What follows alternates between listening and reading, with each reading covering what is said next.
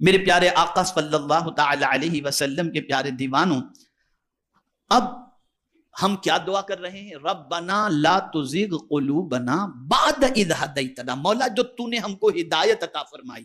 اب ہدایت کی بھی 3 قسمیں ہیں، اچھی طرح سمجھ لو۔ آج ہدایت کی بھی 3 قسمیں ہیں۔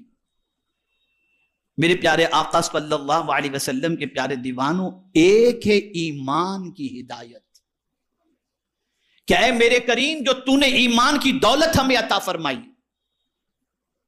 جو ایمان کی دولت سے تو نے ہمیں مالا مال فرمایا، اے اللہ تیری بارگاہ میں التجا ہے، تو ہم سے یہ مت چھیننا۔ مجھے حیرت ہے، ہم یہ دعا تو کرتے ہیں اے اللہ تو نے جو مال دیا وہ نہ چھیننا، اولاد دی وہ نہیں چھیننا۔ مجھے ایسے بہت کم ملتے ہیں جو یہ دعا کریں کہ اللہ تو ایمان نہ چھیننا۔ یہ دعا کرتا ہوا کوئی نظر نہیں آتا الا ماشاء اللہ، اس لیے کہ اس کے نزدیک ایمان کی کوئی خاص اہمیت ہے ہی نہیں۔ ایمان اتنی بڑی دولت ہے کہ جسے اللہ ایمان دے دیا اسے دونوں جہاں کا خزانہ عطا کر دیا۔ ساری بڑائیاں، ساری خوشیاں دنیا کی آخرت کی اگر کسی کے لیے ہے تو وہ ایمان والے کے لیے۔ میں صرف ایک آیت پیش کروں گا، اتنا طویل موضوع ہے ایمان والا کہ میں اگر اس پر گفتگو کروں تو میرے جیسا ادنا طالب علم صرف ایمانیات پر گفتگو کرنے کے لیے 2-5 سال کے اجتماع تو ہو جائیں گے۔ ایک آیت ایمان کے بدولت اللہ عز و جل کیا دولت عطا فرماتا ہے ایمان کی وجہ سے، صرف یہ بتا دوں، صرف ایک۔ اللہ فرماتا ہے وَلِلَّهِ الْعِزَّةُ وَلِرَسُولِهِ وَلِلْمُؤْمِنِينَ، عزت تو اللہ کے لیے ہے، اس کے رسول کے لیے ہے اور ایمان والے کے لیے۔ عزت ایمان والے کے لیے، جنت ایمان والے کے لیے ہے، نعمتیں ایمان والے کے لیے ہے، ساری برکتیں ایمان والے کے لیے ہے۔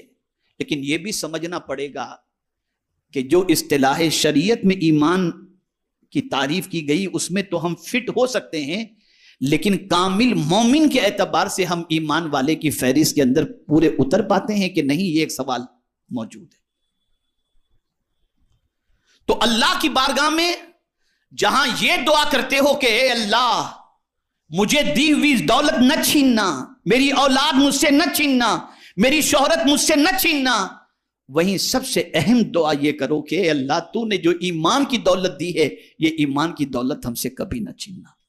اور مجھے یاد آ رہا ہے میرے مینٹور، میں جن کو بہت زیادہ پسند کرتا ہوں دعوت دین کے سلسلے میں، ماضی قریب کے عظیم دائی دین حضور مبلغ اسلام علامہ عبدالعلیم صدیقی میرٹھی رحمت اللہ تعالی علیہ، جو اعلیٰ حضرت عظیم البرکت امام عشق و محبت کے خلیفہ تھے۔ آج دنیا میں جتنی بھی تحریکیں موجود ہیں اور جتنے بھی علماء موجود ہیں، ان سب نے مل کر جتنوں کو ایمان کی دولت سے مالا مال نہیں کیا، تنہا مبلغ اسلام نے اتنوں کو اسلام کی دولت سے مالا مال کیا۔ لیکن 1 لاکھ کے قریب لوگ کم و بیش ان کے ہاتھوں پر اسلام قبول کیے۔ لیکن جب مدینہ منورہ پہنچے، فکر دیکھیے، مدینہ منورہ پہنچے تو پہنچنے کے بعد اعلیٰ حضرت عظیم البرکت امام عشق و محبت کی خلیفہ قطب مدینہ علامہ ضیاء الدین مدنی رحمت اللہ تعالی علیہ، جو مدینہ منورہ ہی میں رہتے تھے، ان سے عرض کرتے ہیں کہ حضور دعا کریں کہ میرا خاتمہ ایمان پر ہو۔ کون کہہ رہا ہے؟ مبلغ اسلام کہہ رہا ہے۔ کون مبلغ اسلام؟ جن کی زندگی سفیر اسلام بن کر دنیا کے اندر اسلام کی شمع کو روشن قدرے بھی گزری۔ تو قربان جائیے، قطب مدینہ علامہ ضیاء الدین مدنی رحمت اللہ تعالی علیہ نے فرمایا مولانا انشاءاللہ آپ کا خاتمہ ایمان پر ہی ہوگا۔ تعجب میں پڑ گئے کہ حضور آپ اتنا کانفیڈنس کے ساتھ کیسے کہتے ہیں کہ انشاءاللہ میرا خاتمہ ایمان پر ہوگا؟ اب جواب سنیے مبلغ اسلام کو قطب مدینہ نے کیا جواب دیا۔ ارشاد فرمایا جتنے ہزاروں کے سینے کو ایمان کی دولت سے مالا مال کر دیا، اللہ اس کو کب ایمان کی دولت سے محروم کرے گا؟ کہنے کا مقصد یہ ہے کہ وہ لوگ بھی ڈرتے تھے ایمان کے سلسلے میں، اسی لیے حضور صلی اللہ علیہ وسلم نے ارشاد فرمایا خاتمے کا اعتبار ہے.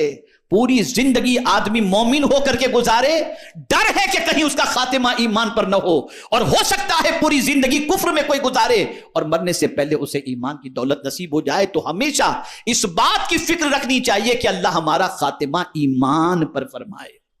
ہم تو ایمان کا فائدہ بھی نہیں جانتے, بس اتنا جانتے ہیں کہ گوشت مچھلی مرغی کھاتے رہے, بس مسلمان ہیں, بس یہی. ایمان کوئی معمولی چیز نہیں ہے, بہت بڑی دولت ہے, بہت بڑی دولت ہے. جسے یہ دولت مل گئی اسے دونوں جہاں کی نعمتیں نصیب ہو گئیں. تو پہلی چیز ہدایت کی ایک قسم یہ ہے کہ ایمان کی ہدایت, اللہ کسی کو ایمان کی ہدایت عطا فرمائے. دوسری ہدایت کی قسم ہے عبادت کی ہدایت, اللہ کسی کو عبادت کی توفیق عطا فرمائے. بہت سارے بڑے اکڑتے ہیں, بڑے خوش ہوتے ہیں, ارے یار بس دعا کرو مولانا نماز کی توفیق مل جائے, دعا کرو. ویسے اتنا ٹائم کہاں مولانا ملتا ہے, اللہ کا دیا ہوا بہت کچھ ہے, مصروف اتنا رہتا ہوں, بس دعا کرو. اور وہ سمجھتے ہیں بنگلہ ہے, گاڑی ہے, پیسہ ہے, شہرت ہے, عزت ہے, آسائش کا سارا سامان ہے, تو گویا اللہ ان پر مہربان ہے. ایک غلط سوچ یہ بھی ہے. وہ یہ سمجھتے ہیں جن کو عبادت کی توفیق نہیں اور یہ ساری چیزیں موجود ہیں ان کے پاس, وہ سمجھتے ہیں کہ ان کو سب کچھ مل گیا, اللہ ان پر مہربان ہے. لیکن یہاں میں آپ کو بتا دوں, جملہ یاد رکھیے گا اور زندگی پر یاد رکھیے گا, اللہ جس بندے کو چاہتا ہے اسے بھی دولت دیتا ہے, اور جسے نہیں چاہتا اسے بھی دولت دیتا ہے. لیکن سجدے کی توفیق تو صرف اسی کو دیتا ہے جسے وہ چاہتا ہے. اور یہ عبادت کی ہدایت بہت بڑی ہدایت ہے. جس کو نیکیوں کی توفیق مل گئی سمجھ لیجیے اللہ کا اس پر خصوصی کرم ہے. جسے عبادت کی توفیق مل گئی وہ سمجھ لے کہ اس پر اللہ کا خصوصی کرم ہے کہ اس نے اسے بندگی کا سلیقہ بھی عطا فرمایا اور بندگی کی توفیق. تو ہدایت سے ایک مراد عبادت کی ہدایت بھی ہے, اور ہدایت کے معنی راستہ دکھانا بھی ہے, راستہ چلانا بھی ہے. اور یہاں پر اگر کوئی یہ سمجھے کہ یہاں ہدایت سے مراد پہنچانا ہے, یہاں پہنچانا مراد نہیں, ایصال مراد نہیں ہے. اس لیے کہ جب ایک بار خدا کسی کو پہنچا دیا تو پھر ظاہر سی بات ہے کہ وہ تو پہنچ چکا ہے, پھر اب وہ نہیں. لیکن اللہ عز و جل یہاں راستہ دکھاتا ہے, راستہ چلاتا ہے. ہدایت سے مراد دکھانا بھی اور چلانا بھی ہے, لیکن زیادہ تر اہدنا الصراط المستقیم کے حوالے سے خود اعلیٰ حضرت عظیم البرکت نے جو ترجمہ کیا وہ یہی ہے, اے اللہ ہم کو سیدھے راستے پر چلا, چلانے کی بات. اور چل وہی سکتا ہے, غور سے سنیے گا, اس جملے کو یاد رکھیے گا دل و دماغ کے اندر, چل وہی سکتا ہے جسے خدا چلائے, اپنی مرضی سے نہیں. اسی لیے سورہ فاتحہ میں اس دعا سے پہلے مدد مانگنے کا حکم ہے, ایاک نعبد و ایاک نستعین, ہم تیری ہی عبادت کریں اور تیری ہی عبادت کریں اور تجھی سے مدد مانگتے ہیں. اور اس کے بعد اہدنا الصراط المستقیم, مولا تجھ سے مدد مانگ رہے ہیں کہ ہم کو سیدھے راستے پر چلا. اس کی مدد جس کے شامل حال ہوگی وہی سیدھے راستے پر چلے گا, وہی سیدھے راستے پر. اور سیدھے راستے پر چلانا اس کا کام ہے. یہ بھی ایک بڑا تفصیلی موضوع ہے, کون سیدھے راستے پر چل سکتا ہے اور کون سیدھے راستے سے بہت سکتا ہے. قرآنی آیات کا انبار ہے, اس کے اوپر انبار لگا ہوا ہے, کون بھٹک سکتا ہے اور کون سیدھے راستے پر چل سکتا ہے. وہ ساری صفتیں جس سے انسان بہک جاتا ہے اس کا ذکر بھی اللہ نے قرآن میں فرمایا, اور وہ ساری صفتیں جس سے انسان سیدھے راستے پر چل سکتا ہے اس کا بھی ذکر اللہ عز و جل نے قرآن مقدس میں فرمایا. تو عبادت کی ہدایت, یہ جو دعا ہم کرتے ہیں نا, لا تزغ قلوبنا بعد اذ ہدیتنا, اس میں تینوں چیزیں شامل ہیں. پہلی چیز ایمان کی ہدایت, کہ جو مولا تو نے ہمیں ایمان کی ہدایت عطا فرمائی ہے, اب ہمیں گمراہ نہ کرنا, ہمارا دل ٹیڑھا نہ کرنا. اور یہ بھی مراد ہو سکتا ہے کہ مولا تو نے جو ہمیں عبادت کی ہدایت عطا فرمائی ہے تو ہمارا دل ٹیڑھا نہ کرنا, گمراہ نہ کرنا, یہ عبادت کا ذوق و شوق ہمارا باقی رہے. اور تیسری قسم معاملات کی ہدایت, لین دین, تعلقات, لوگوں سے سلوک, یہ بہت بڑی چیز ہے. معاملاتی زندگی آج اگر مسلمانوں کی دیکھی جائے تو بہت خراب ہے، بہت خراب ہے، بہت خراب ہے۔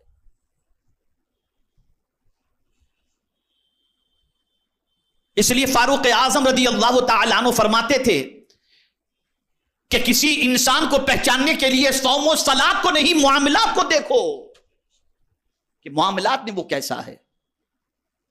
تو اللہ اگر کسی کو معاملات درست کرنے کی ہدایت عطا فرما دے، مثال کے طور پر سچ بولنے کی، وعدے کی وفا کرنے کی، حسن خلق سے پیش آنے کی، اسی طریقے سے کسی کی خیانت سے بچنے کی، یہ ساری توفیق عطا فرما دے تو اللہ عز و جل کا اس بندے پر خصوصی کرم ہے۔ میرے پیارے آقا صلی اللہ تعالی علیہ وسلم کے پیارے دیوانوں، یاد رکھیں یہاں پر دعا اللہ کی بارگاہ میں جو کی جا رہی ہے، ربنا لا تزغ قلوبنا بعد اذ ہدیتنا، یہاں تک پہنچ گئے نا؟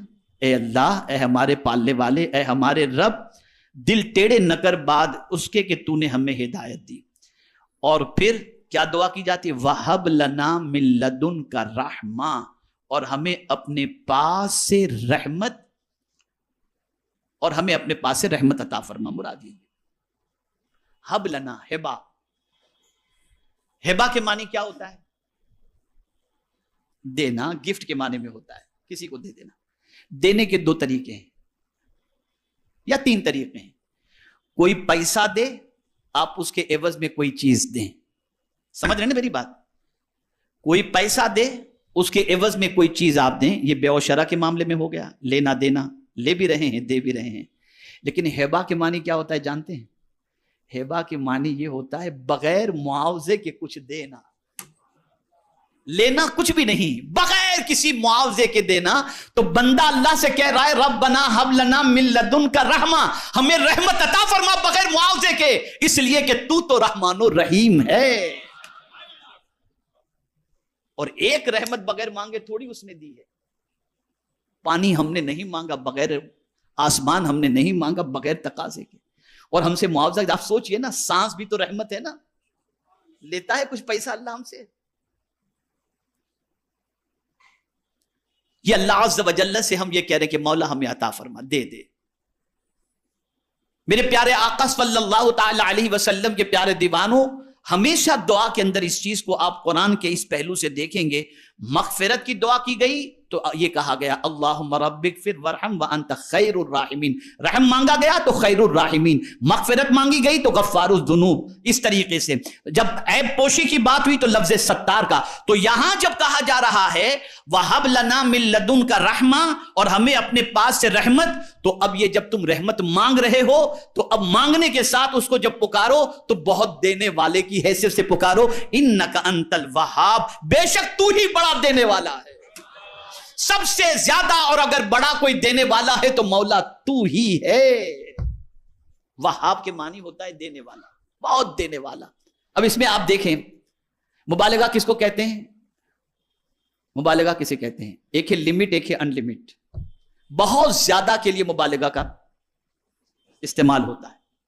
اب یہاں وہاب کہا گیا، یعنی مولا تو تھوڑا دینے والا نہیں، بہت دینے والا ہے، اور ایسا دینے والا ہے کہ بن مانگے دینے والا ہے، بغیر طلب کے دینے والا ہے، اور ایسا دینے والا ہے، ایسا دینے والا ہے کہ تیرے دینے سے تیرے خزانے میں کوئی کمی بھی نہیں آتی، اس لیے کہ ہر دینے والا اپنے خزانے کو دیکھتا ہے، کوئی دولت دیتا ہے، کوئی بھیک دیتا ہے، کوئی مکان دیتا ہے، کوئی کیا دیتا ہے، کوئی کیا دیتا ہے، لیکن اے اللہ تو جو بندہ مانگے وہ سب عطا کرتا ہے، اور تھوڑا نہیں، اس لیے کہ تیری شان یہ ہے وَإِن مِّن شَيْءٍ إِلَّا عِندَنَا خَزَائِنُهُ، اللہ فرماتا ہے ہر چیز کا خزانہ میرے پاس ہے، تم جو مانگو گے میں بہت زیادہ تمہیں عطا کرنے کے لیے تیار۔ یہ وہ دعا ہے جس کے بارے میں میرے پیارے آقا صلی اللہ تعالی علیہ وسلم کے پیارے دیوانوں، میں یہاں پر بتا دوں حدیث مبارکہ کی روشنی میں، تاکہ آپ کی سمجھ میں اچھی طریقے سے یہ بات آ جائے، کہ حضرت ابو ہریرہ رضی اللہ تعالیٰ عنہ اکثر دعا کرتے تھے، اے اللہ مجھے زنا سے بچا، اے اللہ مجھے چوری سے بچا۔ تو کسی نے پوچھا کہ آپ یہ دعا کیوں کرتے ہیں؟ تو کہتے ہیں کیا تمہیں نہیں معلوم کہ دل جو ہے نا پلٹتا رہتا ہے، پلٹتا رہتا ہے، کب میرا دل بدل جائے، کب میرا دل پلٹ جائے، اس لیے میں ان برائیوں سے پناہ مانگتا ہوں۔ اور پھر وہ کہتے ہیں کہ میں نے حضور کو یہ دعا مانگتے ہوئے دیکھا، ربنا لا تزغ قلوبنا بعد اذ ہدیتنا وہب لنا من لدنک رحمہ انک انت الوہاب۔ یہ اتنی عظیم دعا ہے کہ اگر کوئی اس دعا کو کرے اور اس دعا کا ورد اپنی زندگی کے اندر شامل کر لے تو اللہ تعالیٰ اس دعا کی برکت سے اس کا خاتمہ ایمان پر فرمائے گا، اور اللہ تعالیٰ اس دعا کی برکت سے اسے ایمان پر ثابت قدمی کی توفیق